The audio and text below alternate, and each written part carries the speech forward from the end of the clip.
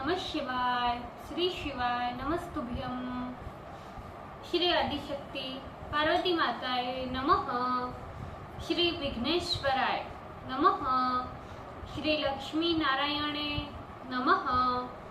श्री सरस्वती ब्रह्माय नमः।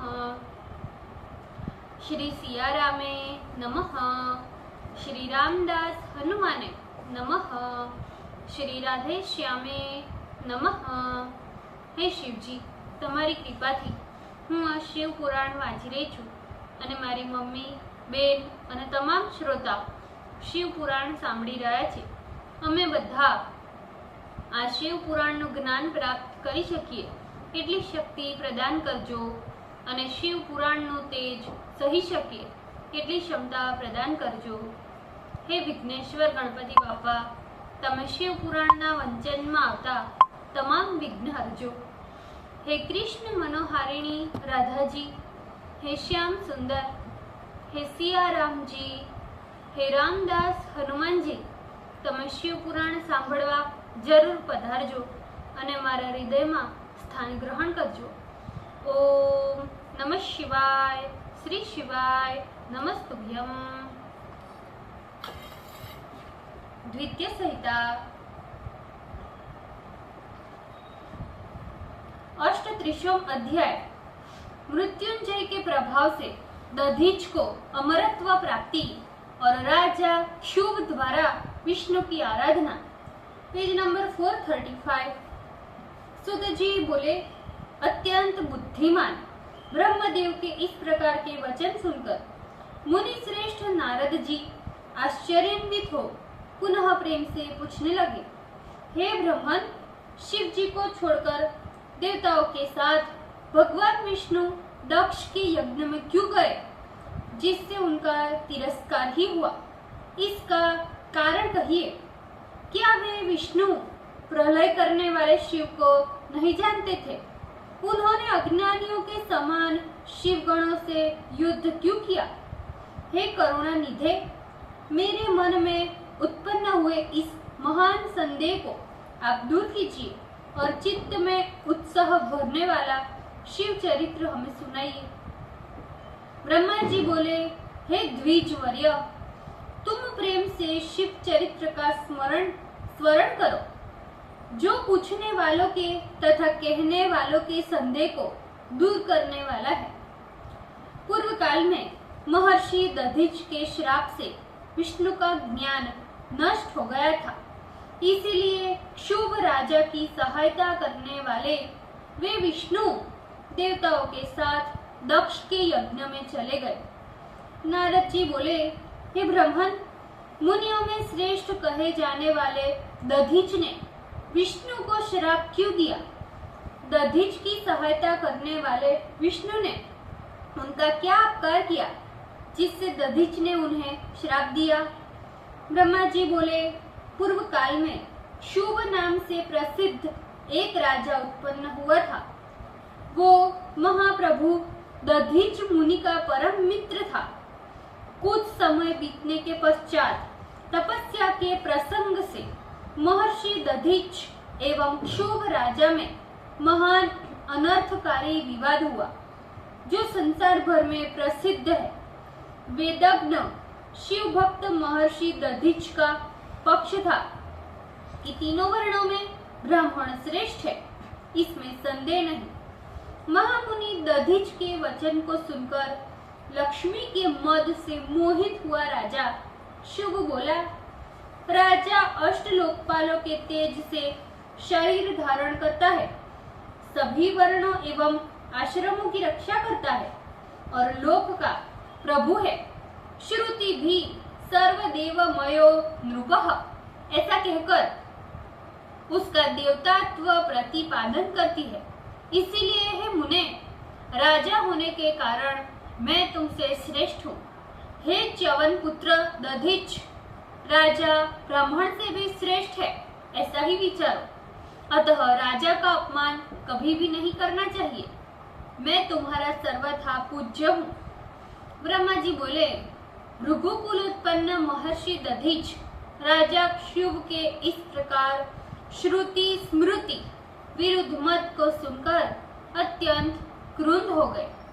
हे महामुने नारद, महामुनि दधीच ने तब बड़े क्रोध के साथ अपने गौरव से उसके सिर में बाएं घूंसे से प्रहार किया।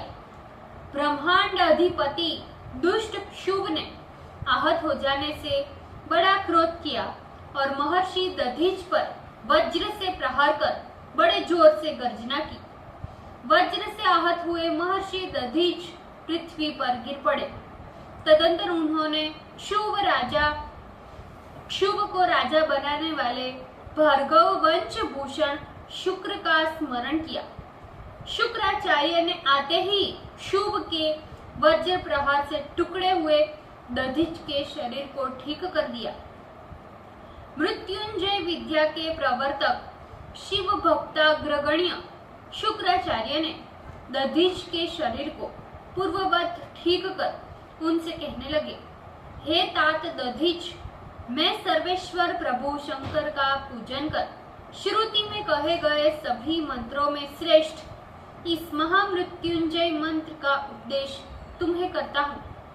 मंत्रार्थ मैं त्रिलोकी के पिता तीन नेत्र वाले शंकर का यजन करता हूँ, जो इस त्रिमंडल के पिता तथा सत्व, रज, तम आदि तीन गुणों के परमेश्वर है, जो त्रितत्व, त्रिवन्ही एवं त्रिधा स्वरूप के महादेव है, एवं जो त्रिदिव, त्रिबाहु तथा सर्वत्र तीनों रूपों से महादेव होकर स्थित है, जो त्रिदेवों के महादेव है एवं सुगंधि तथा पुष्टि को बढ़ाने वाले हैं, जो समस्त प्राणियों में तीनों गुणों में अपने कृतियों के समान व्याप्त है, जो सब इंद्रियों में, सब देवों में, सब गणों में, फूलों में रहने वाले सुगंधि के समान व्याप्त है, तब सभी देवों के स्वामी हैं।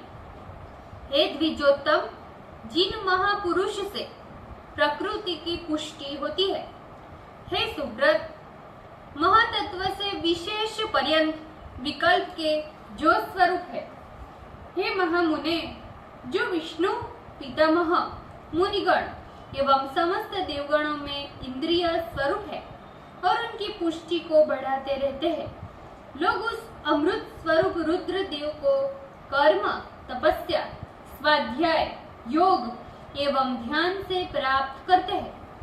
जिस प्रकार कर्कटी का फल अपने बंधन को छोड़ देता है, उसी प्रकार जो प्रभु सदाशिव अपने सत्य से जगत के समस्त प्राणियों को मृत्यु के पाश रूप बंधन से छुड़ा देते हैं। ये मेरा मृत्यु संजीवनी मंत्र सर्वोत्तम मंत्र कहा जाता है। हे दधीच, तुम मेरे द्वारा दिए गए इस मंत्र को शिव ध्यान परायण होकर जप करो, रात दिन इसका जप करो तथा इसी मंत्र से हवन भी करो और इसी मंत्र से अभिमंत्रित कर तुम जल पियो। शिव के सन्निधान में इस प्रकार शिव का ध्यान करने से मृत्यु का भय नहीं रहता। शंकर का पूजन कर जप के पहले ही न्यास करे, तदंतर अव्यग्रथित हो भक्त वत्सल सदा शिव का ध्यान करे। अब मैं ध्यान की विधि बताता हूँ। जिस ध्यान के अनंतर बुद्धिमान पुरुष मंत्र का जप कर शिव की कृपा से मंत्र को सिद्ध कर लेता है, जो अपने दोनों हस्त कमलों से घड़े को उठाकर सिर पर जल छोड़ते हुए और दोनों हाथों से अपनी गोदी में 2 कुंभ लिए हुए है, इसी प्रकार अपने अन्य हाथों में अक्षमाला, मृगचर्म तथा कमल हाथ में लिए हुए है एवं शिरस्थ चंद्रमा के द्वारा निकलते हुए अमृत कण से जिनका शरीर भीगा हुआ है, ऐसे 3 नेत्र वाले पार्वती सहित महामृत्युंजय भगवान का मैं ध्यान करता हूँ। ब्रह्मा जी बोले, हे मुनि सत्तम, इस प्रकार दधीच मुनि को उपदेश कर शुक्राचार्य शिव का स्मरण करते हुए अपने स्थान को चले गए। महर्षि दधीच उन शुक्राचार्य के इस वचनों को सुनकर संतुष्ट चित्त हो शंकर का स्मरण करते हुए तप हेतु वन को चले गए। वन में जाकर उन्होंने शिव का स्मरण करते हुए विधि पूर्वक महामृत्युंजय का जप करते हुए अत्यंत निष्ठा के साथ तप करने लगे। इस प्रकार उन्होंने बहुत दिनों तक महामृत्युंजय मंत्र का जप करते हुए अपनी तपस्या से शंकर जी को संतुष्ट कर लिया। उनके जप से प्रसन्न हुए भक्त वत्सल भगवान सदाशिव उनके आगे साक्षात प्रकट हो गए। अपने प्रभु भगवान सदाशिव को अपने आगे प्रकट देखकर वे महामुनि अत्यंत प्रसन्न हो गए एवं विधि पूर्वक प्रणाम कर हाथ जोड़े हुए प्रसन्नता से स्तुति करने लगे। हे मुने, तब भगवान शिव प्रसन्न हो दधीच से बोले, हे दधीच, वर मांगो। भक्त वत्सल भगवान शंकर के इस वचन को सुनकर दधीच मुनि हाथ जोड़कर कहने लगे, हे देवाधिदेव, हे महादेव, आप मुझे 3 वर दीजिए। प्रथम ये कि मेरे शरीर की हड्डी वज्र के समान हो जाए। दूसरा, मुझे कोई मार न सके। और तीसरा, मैं सर्वथा दैन्य रहित जीवन व्यतीत करूं। ब्रह्मा जी बोले, महर्षि दधीच की बात सुनते ही भगवान शंकर अत्यंत प्रसन्न हो गए और तथास्तु कहकर उन्हें 3 वरदान प्रदान कर दिए। इस प्रकार शिव से 3 वरों को प्राप्त कर महर्षि अत्यंत प्रसन्न हुए और वेद मार्ग की मर्यादा में स्थित हो वे क्षुभ राजा के पास गए। शिव से अवध्यत्व, वज्रास्थित्व एवं अधीनत्व रूप 3 वरों को प्राप्त कर मुनि ने अपने पैर से राजा के सिर पर प्रहार किया। विष्णु के गौरव से गर्वित हुआ राजा क्षुभ ने क्रोध में भरकर अपने वज्र विशेष से फिर से दधीच की छाती पर प्रहार किया, परंतु शंकर के प्रभाव से वह वज्र दधीच का कुछ बिगाड़ नहीं सका। ये देखकर क्षुभ के मन में बहुत आश्चर्य हुआ। विधाता का पुत्र राजा क्षुभ दधीच मुनि के वज्र द्वारा अवध्यता, अधीनता तथा वज्र युक्त शरीर को देखकर बड़े विस्मय में पड़ गया। अनंतर मृत्युंजय की आराधना करने वाले दधीच मुनि से पराजित दीनों के रक्षक राजा क्षुभ ने शीघ्रता से वन में जाकर इंद्र अनुज श्री भगवान विष्णु की आराधना की। भगवान मधुसूदन उसकी आराधना से संतुष्ट हो गए और क्षुभ को अपना दिव्य दर्शन दिया। इस प्रकार भगवान जनार्दन के दिव्य दर्शन से संतुष्ट हुआ राजा क्षुभ सुंदर वाणी से उनकी स्तुति करने लगा। उसने महाअजय श्री विष्णु का देवताओं सहित पूजन कर भक्ति पूर्वक उनका दर्शन करता हुआ भूमि में साष्टांग दंडवत प्रणाम कर निवेदन किया। राजा बोला, हे भगवान, प्राचीन काल में धर्मवेत्ता महाविनीत दधीच नाम का ब्राह्मण मेरा मित्र था, जिसने निष्पाप महामृत्युंजय भगवान रुद्र की आराधना कर उनके प्रभाव से अवध्यता प्राप्त कर ली है। उस महातपस्वी ने बड़े गर्व के साथ सभा में बैठे हुए मेरे सिर पर अत्यंत अवज्ञा करते हुए प्रहार किया। हे हरे, मृत्युंजय से वरदान प्राप्त होने से उसे महान गर्व हो गया है, इसलिए उसने कहा है कि मैं किसी से नहीं डरता। ब्रह्मा जी बोले, भगवान विष्णु ने दधीच की अवध्यता देखकर अपने अप्रमेय प्रभाव का स्मरण किया। उन्होंने शंकर जी के प्रभाव का स्मरण कर बड़ी शीघ्रता से कहा, हे राजन, ब्राह्मण किसी से अणु मात्र नहीं डरते। हे भूपते, उन ब्राह्मणों में भी जो रुद्र के भक्त हैं, वे विशेष रूप से किसी का भय नहीं रखते। अतः इस प्रकार के ब्राह्मणों को दुख देना मुझे तथा देवताओं के श्राप का कारण बनता है। हे राजन, उसी ब्राह्मण के श्राप से मेरा दक्ष के यज्ञ में विनाश अवश्य होगा। तदंतर श्राप के निवृत्त होने पर पुनरुत्थान होगा। दधीच के श्राप के कारण सभी देवताओं तथा मेरे और ब्रह्मा के उपस्थित होने पर भी दक्ष का यज्ञ सफल नहीं होगा।